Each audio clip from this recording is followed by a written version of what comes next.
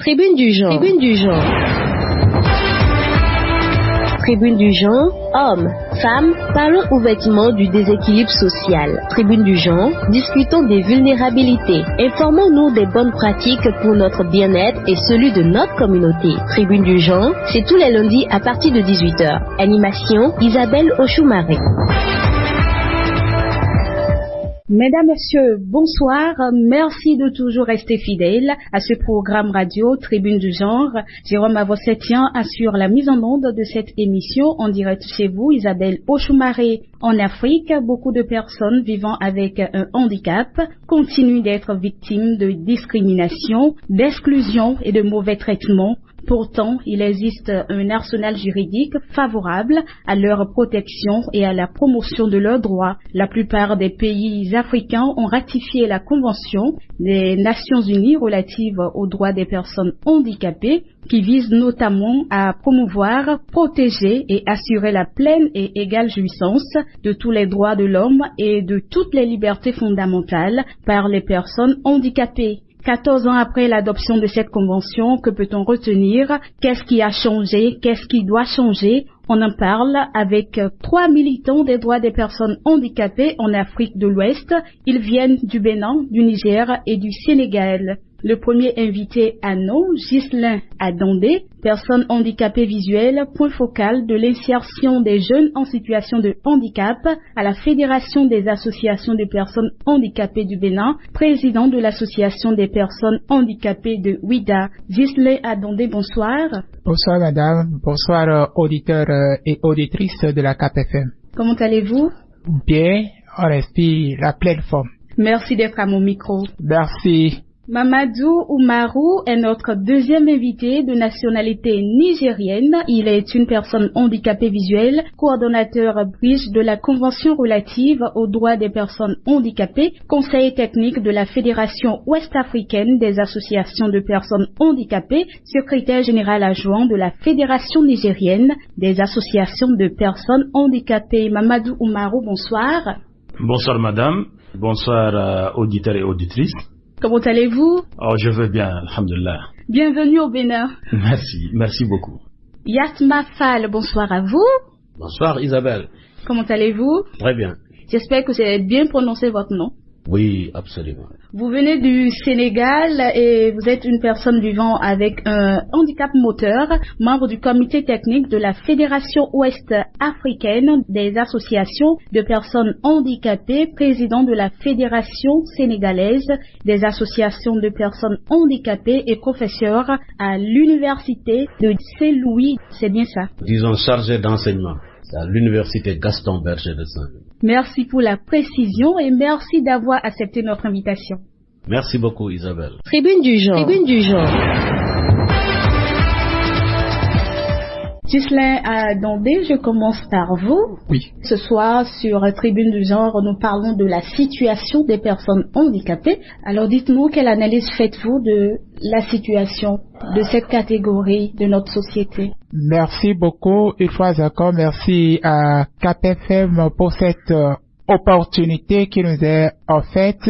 La situation des personnes handicapées, d'abord, quand on parle de la personne handicapée, il faut entendre c'est une personne qui porte soit une déficience visuelle, une déficience motrice ou une déficience intellectuelle ou psychique ou également une déficience auditive. De façon globale, on peut dire que c'est ça une personne handicapés. La situation aujourd'hui est que de façon générale, cette catégorie de personnes n'est pas admise comme toute autre personne dans notre société. Des efforts sont en train d'être faits depuis quelques années jusqu'à la conception, jusqu'à l'adoption de cette convention relative aux droits des personnes handicapées, une convention que plusieurs pays ont ratifié et par la suite, suite aux recommandations, il y a des pays qui ont adopté des lois à l'interne. Au Bénin, par exemple, on parlera de la loi 2017-06 du 29 septembre 2017 portant protection et promotion des droits des personnes handicapées en République du Bénin. En dehors de cela, il y a des lois, des politiques. La société civile également fournit assez d'efforts pour accompagner, pour contribuer à l'amélioration des conditions de cette catégorie de la population. Mais il faut dire que ce n'est pas encore effective l'amélioration que nous souhaitons. Donc, de façon globale, voilà ce que je peux dire par rapport à cette... On peut dire qu'il y a eu au Bénin particulièrement des avancées, mais des défis restent à relever. Beaucoup de défis restent à relever parce que les personnes handicapées n'ont pas encore atteint le niveau souhaité. Surtout quand on parle de l'insertion professionnelle, ce n'est pas encore une réalité malgré la lutte sans faille de la Fédération des associations de personnes handicapés, les objectifs ne sont pas encore atteints. Monsieur Oumarou, et du côté du Niger, que peut-on retenir? Merci madame de l'opportunité que vous nous donnez pour parler sur votre chaîne de radio. Il faut dire que l'avènement de la Convention relative aux droits des personnes handicapées a suscité un immense espoir pour les personnes handicapées de par le monde, particulièrement en Afrique de l'Ouest. Et puis, 14 ans après la mise en œuvre aujourd'hui, si on fait le bilan, on peut remarquer que en Afrique de l'Ouest, presque la quasi-totalité des pays l'ont déjà ratifié. La Fédération ouest-africaine des personnes handicapées, FOAF, qui est une fêtière des fêtières, qui regroupe 15 fédérations de l'espace CEDEAO, aujourd'hui est en train de conduire un plaidoyer au niveau sous-régional, c'est-à-dire au niveau de la CEDEAO, IMOA, mais aussi elle est en train de renforcer les capacités de ses membres, c'est-à-dire les fédérations nationales, afin qu'elles poussent le plaidoyer au niveau national. Donc c'est en cela que je peux dire la Fédération nigérienne de personnes handicapées a mené plusieurs activités avec le gouvernement nigérien. Tout récemment, la Fédération nigérienne des personnes handicapées a rencontré le Premier ministre entouré de tous les ministres. C'était un séminaire gouvernemental et à l'occasion de ce séminaire-là, la Fédération nigérienne des personnes handicapées a eu à expliquer à l'ensemble du gouvernement ce qu'ils attendent du gouvernement nigérien domaine par domaine. Oui. Et des engagements ont été pris et des améliorations sont en cours. Donc en dehors de ça, il faut dire que juste après ce séminaire-là, oui, dans le cadre des engagements qui ont été pris, le gouvernement avait pris l'engagement d'harmoniser la législation nationale avec la Convention relative aux droits des personnes handicapées, oui, et c'est là fait. Aujourd'hui, nous avons une nouvelle loi qui est en conformité avec la Convention relative aux droits des personnes handicapées et nous sommes dans le processus d'élaboration du décret d'application. Donc, du coup, c'est la première étape. C'est-à-dire, quand un gouvernement ratifie la Convention, oui, il faut harmoniser la législation nationale. Il faut qu'au niveau national, que les différentes lois obéissent ou soient en harmonie avec la Convention. C'est en cela que les bénéficiaires, les détenteurs de droits qui sont les personnes handicapées, oui, vont prétendre en tout cas jouir de ces droits-là. Et aujourd'hui au Niger, est-ce qu'on peut dire qu'il y a une amélioration de la situation des personnes handicapées? Vraiment, je peux dire qu'il y a une amélioration de la situation des personnes handicapées, d'autant plus que dans le domaine de l'emploi, nous avons un quota réservé aux personnes handicapées. Au niveau de la fonction publique, ce quota est appliqué, mais il y a des petits soucis au niveau du privé. Le privé ne se conforme pas trop à ce quota-là. Donc, compte tenu de ce quota-là, aujourd'hui, en tout cas, il y a beaucoup de personnes handicapées diplômées qui sont recrutées à la fonction publique et qui travaillent dans plusieurs domaines. Dans le domaine de l'éducation aussi, des efforts sont en train d'être faits parce que, en tout cas, quand vous prenez au niveau des personnes handicapées visuelles, physiques, beaucoup sont arrivés jusqu'à l'université, il y a beaucoup de cadres, mais il y a des petits soucis au niveau de personnes handicapées auditives et personnes handicapées intellectuelles qui ne sont pas trop avancées dans le domaine de l'éducation. Du coup, quand tu prends le domaine... Est-ce que des efforts sont en train d'être faits dans ce sens? pour favoriser leur intégration? En fait, le plaidoyer est en cours pour l'adoption d'une stratégie nationale de l'éducation des enfants handicapés. Et la stratégie a été même élaborée, mais elle n'est pas encore adoptée. Normalement, si la stratégie est mise en œuvre, nous osons espérer que les mesures vont être prises pour que les curricula, la formation des enseignants et puis l'accessibilité des infrastructures et tout ça là. C'est-à-dire aller dans le processus de l'éducation inclusive. Parce que aujourd'hui, jusque-là encore, il y a des écoles spécialisées qui sont en vigueur au Niger. Mais notre lutte, c'est vraiment de converger vers l'éducation inclusive et la pleine inclusion. Voilà. Monsieur Fall, je suis à vous. Alors, quel est l'état des lieux en ce qui concerne la protection et la promotion des droits des personnes handicapées au Sénégal? Oui, merci. Je pense que la situation est à peu près la même pour l'essentiel dans les pays d'Afrique de l'Ouest. On n'est pas très loin de la situation du Bénin, pas très loin également de la situation du Niger et des autres pays. C'est quoi le problème? Le problème, c'est qu'on a fait un constat, un diagnostic qui a révélé pour les personnes handicapées l'existence de 4 problèmes prioritaires auxquels il faut trouver des solutions pour améliorer les conditions d'existence des personnes handicapées. Alors, le premier de ces problèmes est lié à toutes les difficultés relatives à l'accès aux services de santé, aux services de réadaptation, à l'appareillage. Parce que pour espérer promouvoir une personne handicapée, il faut d'abord l'aider à tenir debout. C'est ça. Or, les aides techniques, que ce soit les voiturettes, les fauteuils roulants, les cannes, les béquilles, les appareils auditifs, etc., sont importés, ne sont pas fabriqués ici en Afrique. Et quand c'est importé, leur accès aussi devient difficile.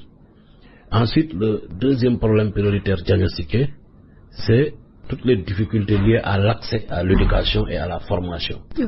Parce que, comme vous le savez aussi, nos écoles, nos centres de formation, nos universités, etc., n'ont pas été toujours conçus et construits en prenant en compte le fait qu'il peut y avoir des apprenants handicapés. Oui. Donc, se posent des problèmes d'accessibilité physique, se posent également des problèmes de formation des enseignants dans leur curricula, de formation dans les écoles où on prépare les enseignants. Mais également, il faut un problème d'adaptation du matériel didactique qu'on utilise à l'école.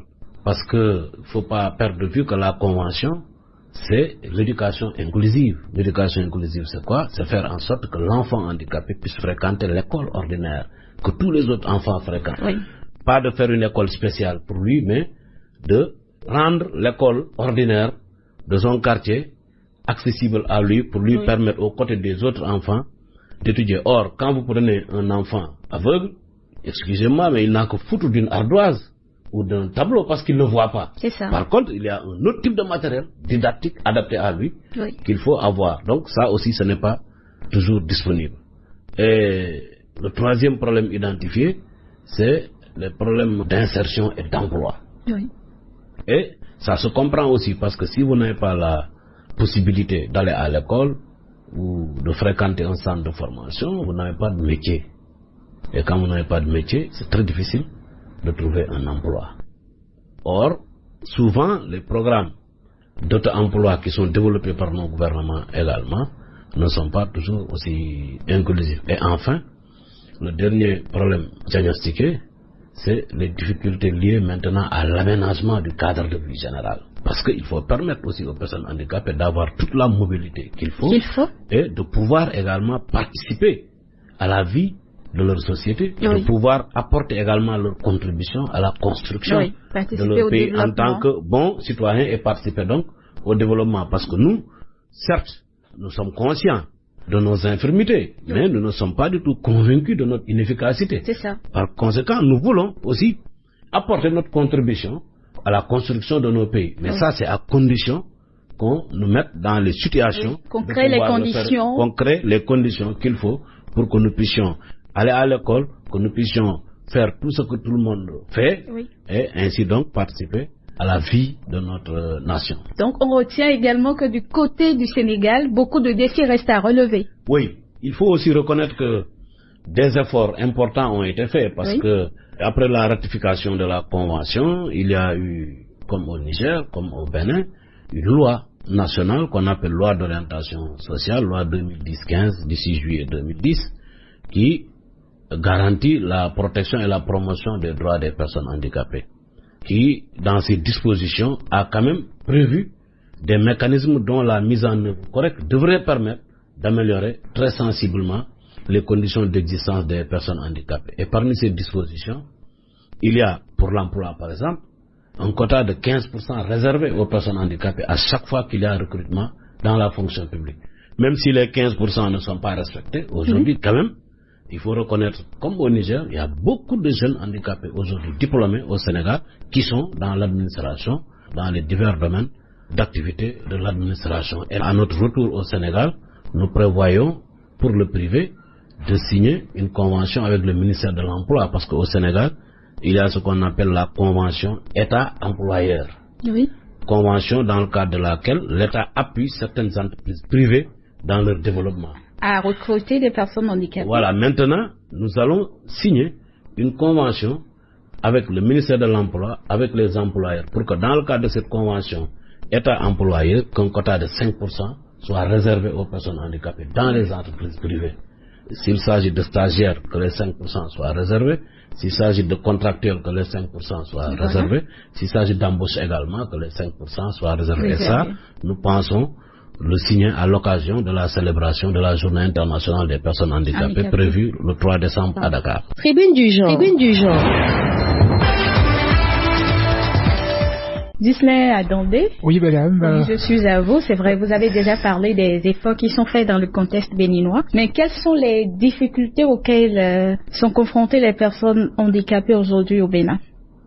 Les difficultés sont énormes. Et ce que M. Fall a développé tout à l'heure, on peut classer ces difficultés sous ces 4 paramètres-là également. Parce qu'aujourd'hui, l'éducation et la formation ne sont pas encore inclusives. C'est-à-dire, je suis personne handicapée visuelle, je ne suis pas autorisé ou bien les conditions ne sont pas créées de manière à ce que je puisse intégrer l'école de mon quartier, de mon arrondissement ou de ma commune. Je suis obligé de me déplacer vers d'autres contrées. Vous voyez, et l'État même aujourd'hui au Bénin n'a que 2 écoles spécialisées des personnes handicapées visuelles, Cotonou et Parakou. En dehors de cela, il y a des efforts qui sont faits par des individus ou par des religieux. Et là, ça aussi, ça a un coût. Vous voyez, les enfants sont un peu partout, à Toumi, à Koulikame, et quand ils veulent aller à l'école, ils sont obligés de se déplacer vers ces écoles. Et n'oubliez pas, la plupart des personnes handicapées, la majorité, pour le constat qui est fait, sont issues des familles à revenus très limités. Et là, il faut avoir des ressources pour pouvoir les envoyer vers ces différentes écoles. On parle de la formation aujourd'hui. Il n'y a pas accessibilité, donc on n'est pas aussi les couloirs nécessaires pour se faire former là où nous voulons. C'est vrai, à l'université, il y a l'intégration qui est faite, mais l'accessibilité est difficile, les conditions ne sont pas créées. Monsieur Fall parlait de l'éducation inclusive. Est-ce qu'elle est une réalité au Bénin? Il faut dire qu'il y a une intégration qui est faite. C'est-à-dire, vous voyez, quand je parle des écoles spécialisées pour les personnes handicapées visuelles, vous finissez le primaire, le secondaire, vous intégrez un collège d'enseignement général où vous êtes enseigné par les mêmes professeurs dans les mêmes salles de classe que les autres élèves du collège. Mais là, c'est une intégration, ce n'est pas une inclusion. Ce n'est pas que je peux intégrer le collège que je veux. Je dois forcément continuer dans un collège qui est non loin de l'établissement où je me suis fait former du CI au CM2 pour pouvoir avoir des professeurs, des moniteurs qui puissent m'accompagner. C'est ça. Oui, un peu. Et quand on parle des personnes handicapées auditifs aussi, ce n'est pas aussi développé que ça. C'est le primaire, le secondaire en train de prendre tout doucement et au niveau du public et au niveau du privé, un effort est fait, mais à l'université, c'est plus difficile. C'est vrai qu'au niveau des personnes handicapées physiques, par rapport à l'éducation, il n'y a pas trop de limites, à part les difficultés liées à l'accessibilité, ils peuvent intégrer l'école de leur localité. Or, ce qui est prôné aujourd'hui, c'est l'école inclusive. Que l'enfant puisse intégrer l'école de sa zone de résidence et être sous les regards de ses géniteurs ou de ses tutrices. Voilà ce qui est un peu conseillé. Mais quand on parle de l'insertion, ça c'est la plus grande des difficultés. Quand les frères des autres pays parlaient tout à l'heure, on parle du quota qui est au Niger, au Sénégal, mais au Bénin, malheureusement, dans la loi qui est votée, un quota n'est pas réservé. Il n'y a pas un quota. C'est vrai que depuis le vote de cette loi, les personnes handicapées sont autorisées à concourir au même moment que les personnes non handicapées. Mais juste là, quel est le résultat?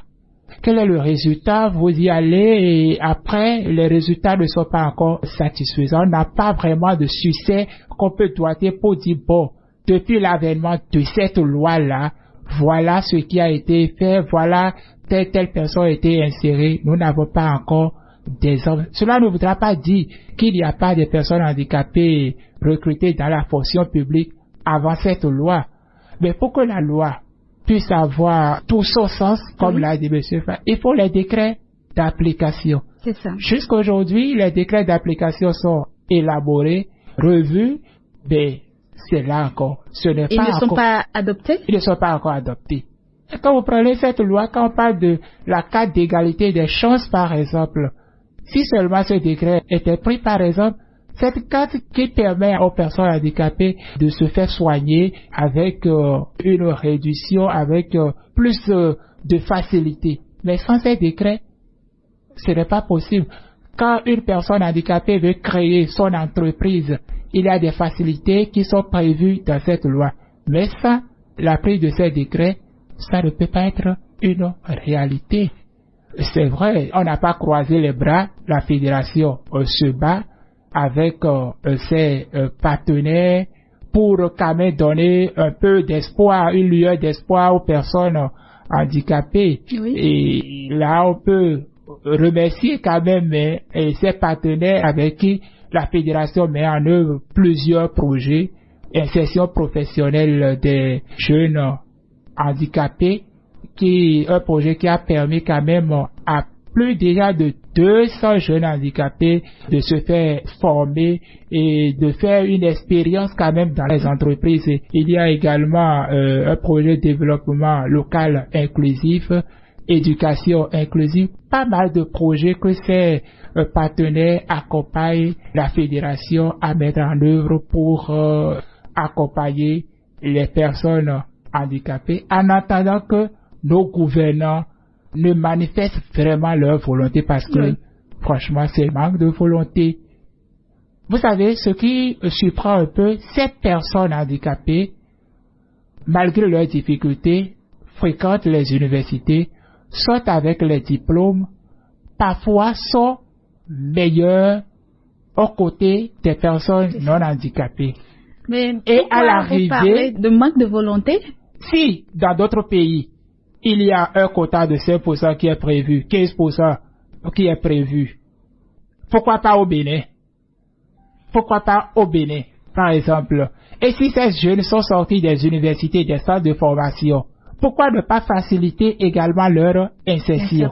Parce qu'il y a d'autres enfants qui viennent, qu'on le veuille ou pas, quel que soit le développement aujourd'hui de la technique, les personnes continuent de devenir handicapées et ça c'est une éventualité. Tout le monde pourrait passer par là. Aujourd'hui, c'est moi, ma situation, c'est la situation de M. Fall, mais demain, à qui le tour? Et si les choses étaient créées de façon inclusive, de façon accessible à ce que tout le monde puisse accéder facilement, dès que quelqu'un se retrouverait en situation, on ne réfléchirait plus à quoi faire pour son insertion. L'environnement serait déjà créé et la personne serait facilement insérée. C'est de ça qu'il s'agit aujourd'hui. Tribune du genre. Tribune du genre. Monsieur Oumarou, je suis à vous. Les personnes handicapées sont confrontées à beaucoup de difficultés dans les différents pays et pourtant il existe un arsenal juridique relativement favorables à leur protection et la promotion de leurs droits. Vous avez évoqué tout à l'heure la convention relative aux droits des personnes handicapées, mais est-ce que cette convention est connue de tous? Merci madame. En fait, c'est très important de comprendre comment ça marche. C'est la raison pour laquelle nous sommes là au Bénin. Nous avons passé toute une semaine en train de former des ressortissants de plusieurs pays qui se sont retrouvés ici au Bénin pour une formation qu'on appelle Bridge.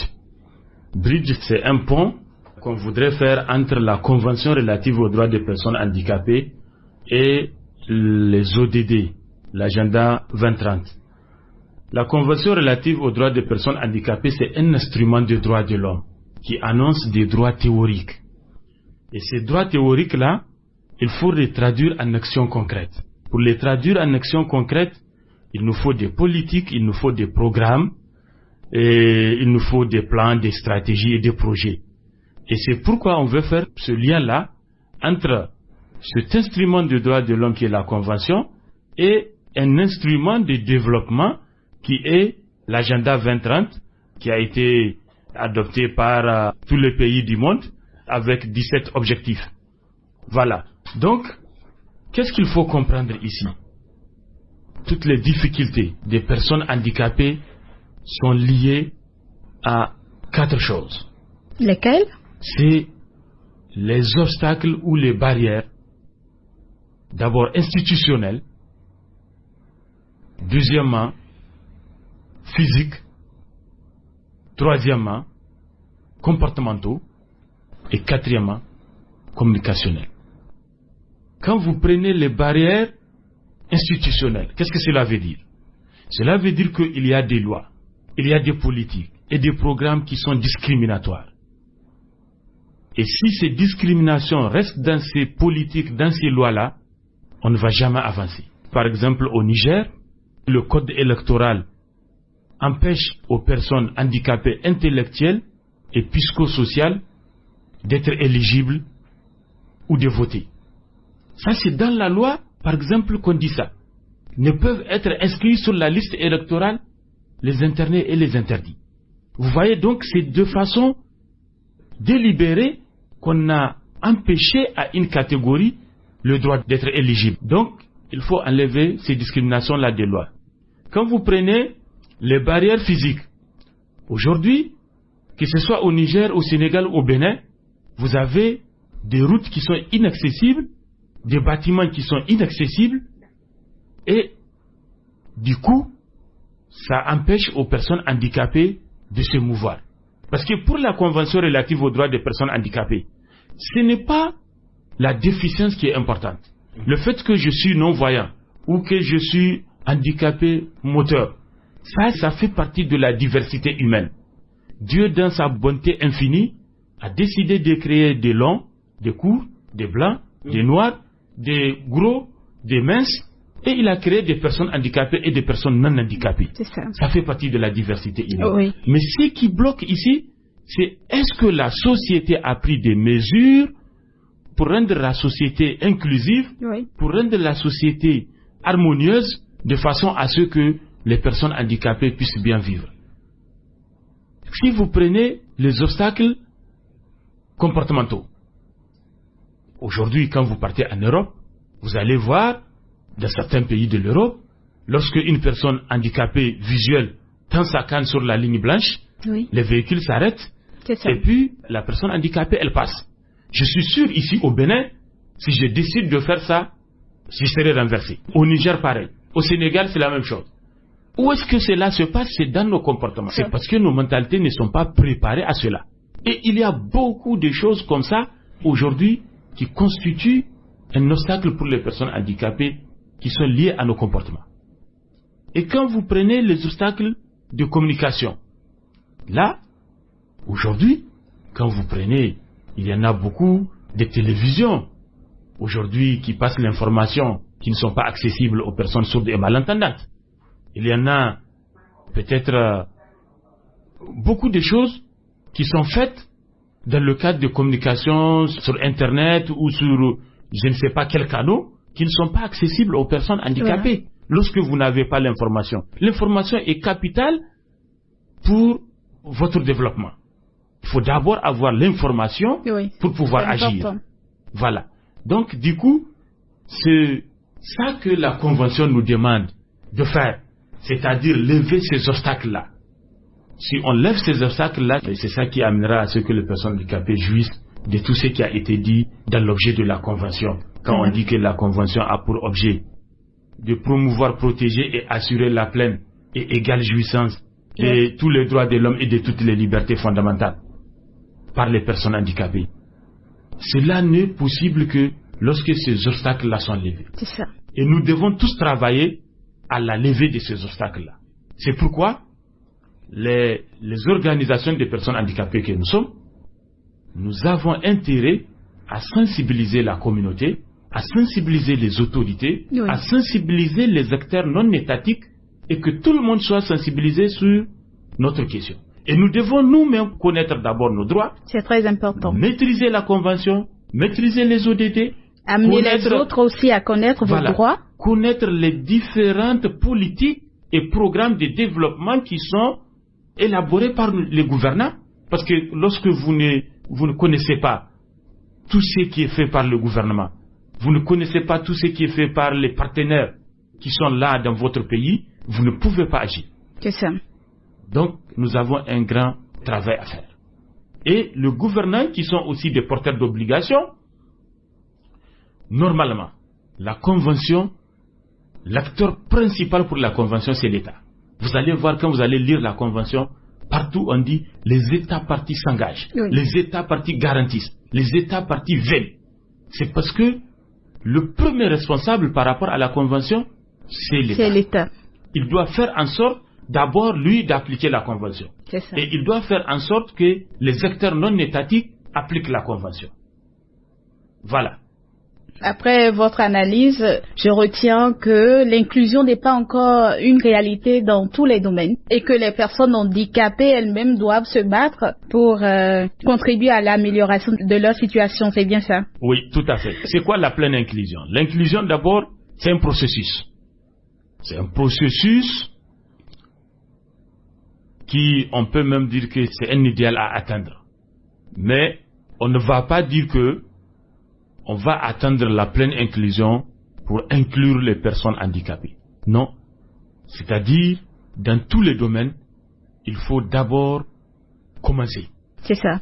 Quand vous prenez par exemple l'éducation, aujourd'hui on ne va pas dire que non, il faut que l'école soit inclusive pour que l'enfant handicapé du quartier puisse aller dans l'école. Voilà. C'est un processus comme vous l'avez dit. Il faut amener l'enfant à l'école d'abord pour que l'école soit confrontée aux difficultés de prise en charge de cet enfant-là et doucement, doucement, ils vont arriver à rendre l'école inclusive. C'est ça. Monsieur Fall, je suis à vous. Monsieur Oumarou a évoqué un certain nombre d'obstacles tout à l'heure. Dites-nous comment lever ces obstacles.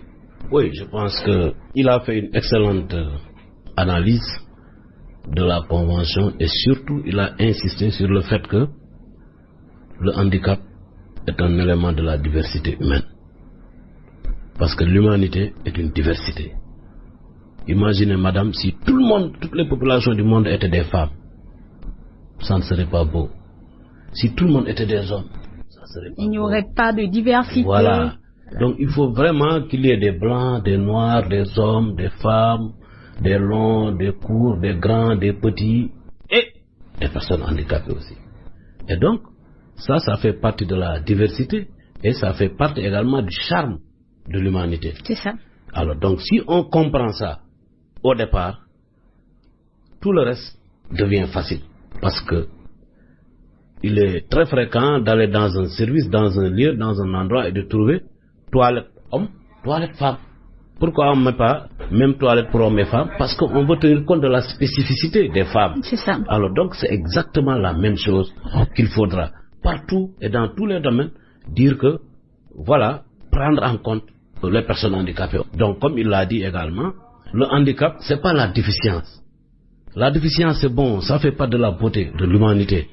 Mais le handicap c'est surtout l'environnement. Oui. C'est l'environnement. Il s'agit maintenant d'agir pour adapter l'environnement à la situation des personnes qui peuplent la Terre.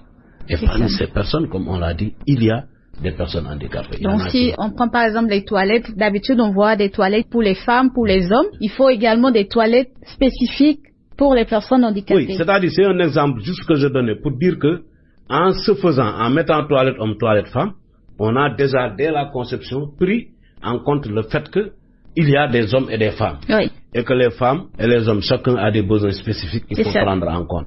Je dis, de la même manière, si on concevait tout, au-delà des toits, si on concevait tout en disant que, il y a homme, il y a femme, mais il y a aussi handicapés. C'est ça. Il y a aussi des besoins spécifiques. Des besoins spécifiques qu'il faut prendre en compte. Oui. Et ça nous permettrait de faire des pas importants vers l'inclusion, dans tous les cas. Aujourd'hui, selon les estimations de l'OMS et de la Banque mondiale, dans nos pays, on est autour de 15% de la population. Et on ne peut pas envisager le développement de nos pays en excluant 15%. 15% de la population. Ce n'est pas possible. Nécessairement, il faut prendre en compte leurs besoins. Et c'est peut-être par là qu'il faut passer. Et c'est là aussi que désigne la Convention. Et comme Oumarou l'a dit tout à l'heure, nos États, déjà, moi je ne parlerai peut-être pas de manque de volonté, parce que pour moi le simple fait de ratifier la Convention est l'expression d'une certaine volonté. Le fait d'élaborer des lois nationales, pour moi c'est l'expression de volonté. Maintenant, il y a le fait de ratifier, il y a le fait d'élaborer une loi, mais une autre chose maintenant est de les mettre en œuvre correctement. Or, à ce niveau, je pense plutôt qu'il y a une certaine ignorance, c'est ça le fond du problème. Parce que pour moi, un président de la République, un ministre, n'importe quelle autorité, ne se lève pas un beau matin pour dire moi je n'aime pas les handicapés, je ne fais rien pour eux. Pour moi, ça n'existe pas. Ce qui existe, c'est que ces gens-là ignorent, ne connaissent pas ce qui se passe. Puisque maintenant, nous sommes les premiers concernés, comme il l'a dit Oumarou, nous avons, notre défi à nous, c'est de tout faire d'abord pour comprendre ces mécanismes et de pouvoir maintenant transmettre ça aux décideurs, à ceux qui sont chargés de gérer nos sociétés. Parce que quand même, il faut bien connaître ses droits d'abord pour savoir s'ils sont respectés ou pas. C'est ça. Et comprendre aussi, comme il l'a dit, les politiques, cela dit comment fonctionne un État, etc. Et ça, c'est un défi au niveau des organisations de personnes handicapées. C'est nous qui devons d'abord régler ce problème, dans la mesure où, aujourd'hui, quand même, il faut le constater. Parmi les avancées, il y a le fait que on peut accéder aux autorités facilement, relativement. Aujourd'hui, on est là à la radio, on nous ouvre vraiment les portes, les antennes de la radio, nous disons ce que nous voulons. Il y a quelques années, c'était pas possible d'accéder à une radio et de parler et d'être écouté, n'est-ce pas? Donc, on peut rencontrer le maire, on peut voir le ministre, on peut voir les premiers ministres, le président de la République, etc. Au Sénégal, moi, tous les ministres du gouvernement, quand j'ai besoin d'eux, je prends mon portable, je les appelle, je leur parle. Donc, le problème, ce n'est plus l'accès aux autorités. Voilà. Maintenant, le problème, c'est quand on est devant l'autorité, qu'on comprenne la mission de cette autorité et qu'on sache et qu'on comprenne également ce qu'on doit lui dire. Et ça commence par le fait que nous-mêmes, nous comprenions nos propres problèmes, nous comprenions aussi les enjeux qui sont liés à handicap. De sorte que quand nous sommes devant le président de la République, nous saurons ce qu'il faut lui dire. Voilà, monsieur le président, ce que nous attendons de vous, parce que nous aurons compris quelles sont ses compétences, qu'est-ce qu'il faut faire, quels sont ses leviers. La même chose est valable pour tous les autres autorités. La même chose également est valable quand nous sommes, par exemple, à la radio et que la population nous écoute. Il faut qu'on sache également qu'est-ce qu'il faut dire pour amener les populations. Donc vous devez bien vous informer d'abord. Absolument. Nous devons faire l'effort d'être experts au moins dans le domaine du handicap, de comprendre le handicap, de comprendre ses enjeux, de pouvoir expliquer ce qu'est le handicap, mais également de pouvoir expliquer les conventions, les droits des personnes handicapées, mais également d'être formés à comprendre également comment les États conçoivent et mettent en œuvre des politiques pour nous permettre de savoir comment intégrer nos préoccupations. Ghislain Adandé, je suis à vous. Alors dites-nous quels sont les défis à relever en ce qui concerne la promotion des droits des personnes handicapées en Afrique de l'Ouest et au Bénin en particulier, puisque vous êtes béninois. Oui, je pense que M. Fala a commencé par aborder déjà la question.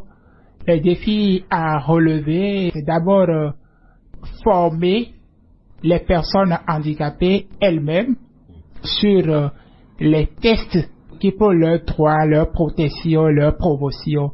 Et par là, il faut partir de la Convention relative aux droits des personnes handicapées.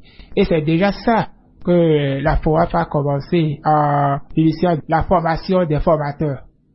Parce qu'il faut les outiller, et pouvoir en lien avec les ODD, parce que ça fait partie des politiques internationales. Donc, il faut les amener à comprendre que dit la Convention et quel lien on peut faire entre la Convention et les objectifs de développement durable.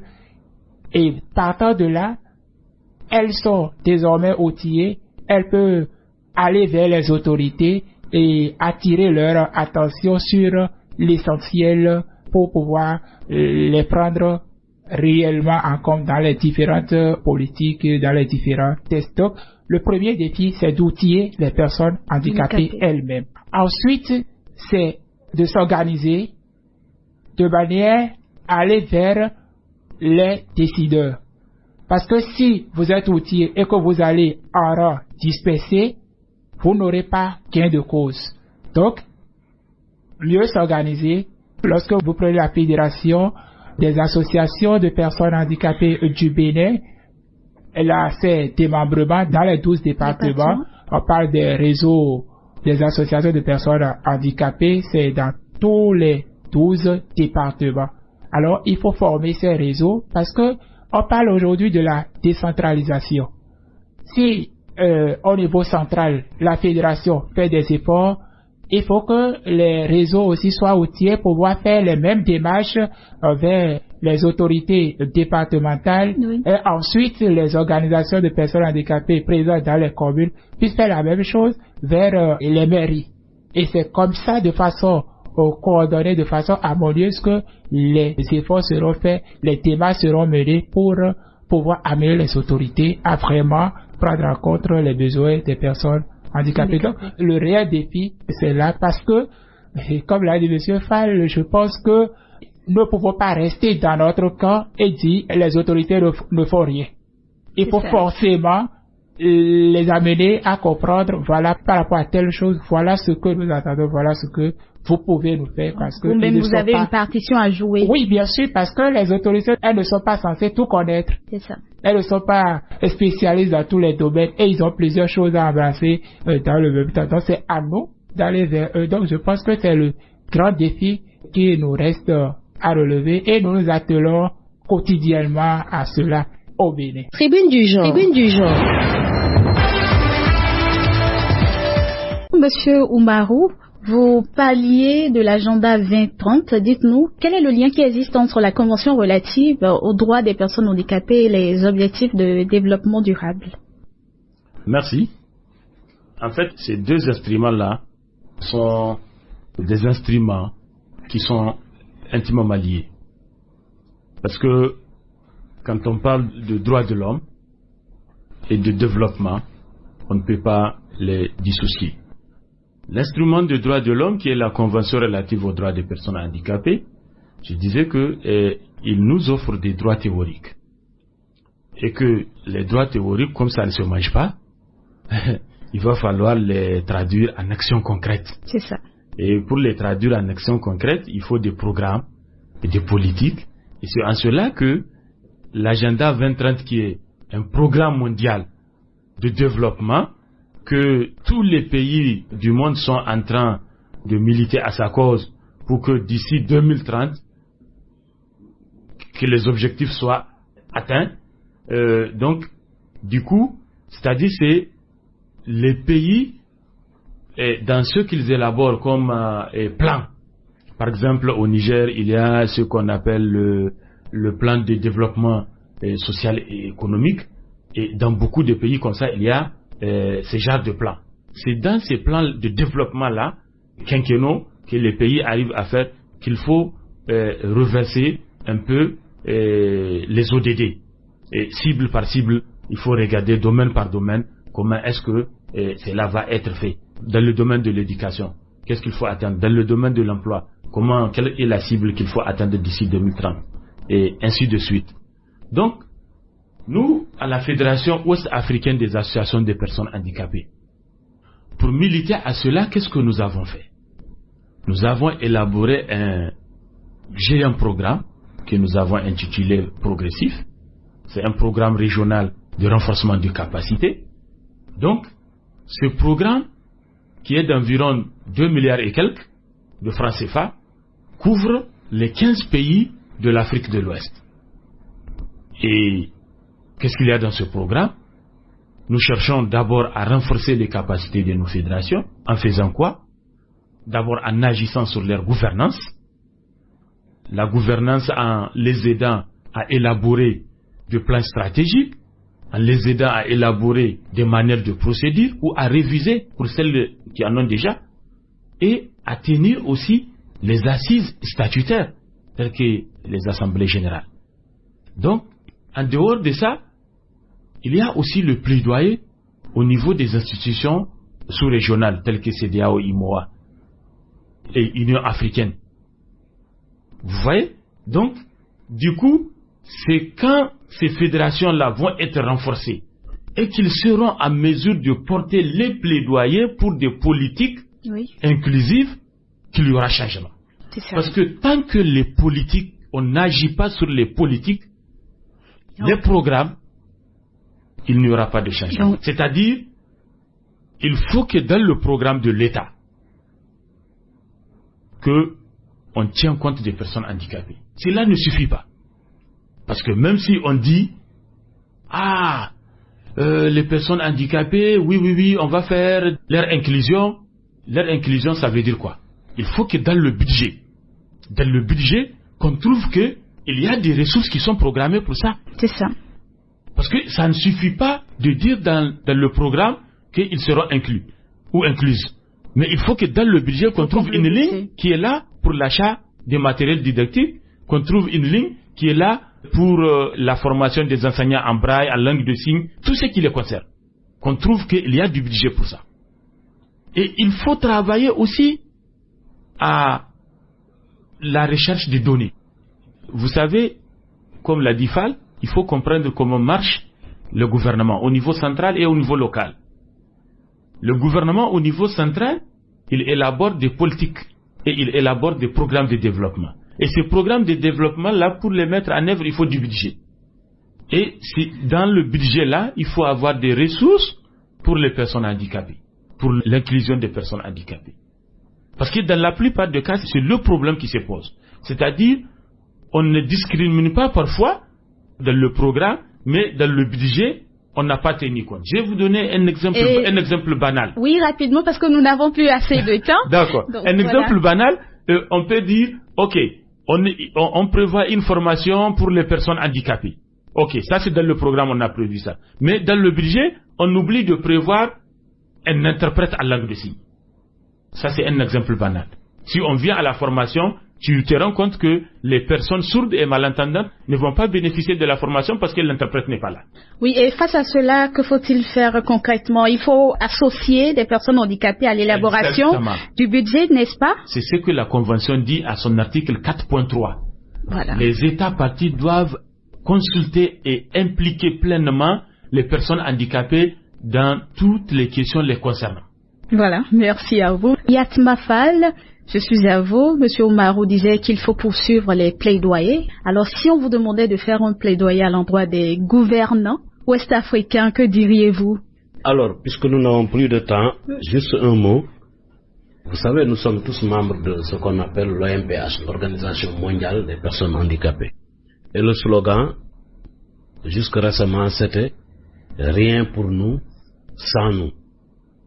Aujourd'hui, ce slogan a évolué pour devenir « Rien sans nous », car tout nous concerne. Donc, rien sans nous, car tout nous concerne. C'est ça que je voulais dire comme dernier mot. Pour dire que, il ne faut pas dire que, voilà, telle chose ne concerne pas les handicapés, les personnes handicapées, c'est le social ou c'est etc. Non. L'éducation, la formation, la santé, le budget, les finances, l'économie, l'énergie, les mines, tout nous concerne. Donc, rien sans nous.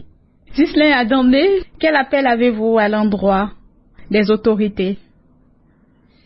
Merci beaucoup. Je tiens à remercier tous ceux qui accompagnent les structures, les organisations de personnes handicapées à devenir plus capables. Je voudrais dire à l'endroit des autorités de mon pays que de nous associer davantage à tout ce qui se fait. Monsieur Fall disait, plus rien sans nous, car tout nous concerne. Si tout nous concerne, chères autorités, tout ce que vous voulez faire, associez-nous. Et s'il y a des choses que vous perdiez de vue, nous sommes à même de vous les apporter pour que désormais nous ayons une société inclusive qui ne laisse de côté personne, car nous comptons tous pour le développement de ce pays, de ce continent et de ce monde. Mamadou Oumarou, nous sommes presque au terme de cette émission. Vous êtes le conseiller technique de la Fédération ouest-africaine des associations de personnes handicapées. Vous avez décidé de vulgariser la convention relative aux droits des personnes handicapées. Quels sont les objectifs que vous visez à travers cette initiative rapidement? Merci madame. Cette formation a pour objectif de renforcer les capacités ou de former des acteurs par pays, des experts. Donc aujourd'hui, je puis vous assurer que le Bénin dispose d'une expertise en matière de la convention des personnes handicapées et des ODD.